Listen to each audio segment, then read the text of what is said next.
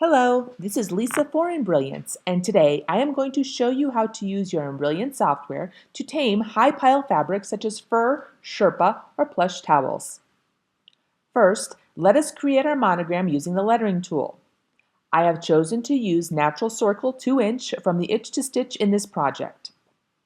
With Embrilliance Enthusiast, I can quickly add knockdown stitching from the utility menu. Click, boom, done. It's created and set to stitch first in our object list automatically.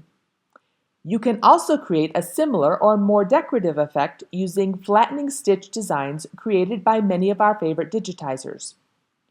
With the Merge Stitch File function, we can browse to our design folder, in this case from the Itch to Stitch, and choose the design that we want.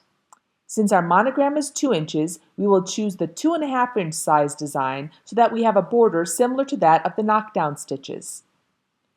This design must stitch first, so we need to move it in our object pane by right-clicking on the design and moving it first.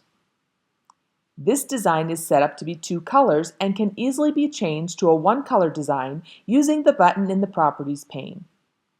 We are ready to save our design and head to the machine.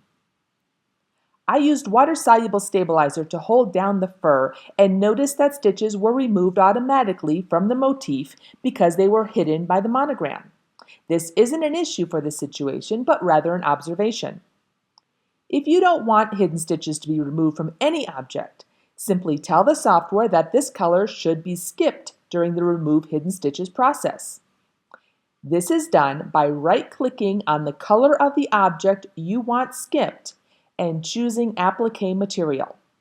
This is the flag for the software to not remove any stitches from this color, even if they are hidden by an overlapping design. And there you have it, 2 ways to tame high-pile fabrics using the Embrilliance software.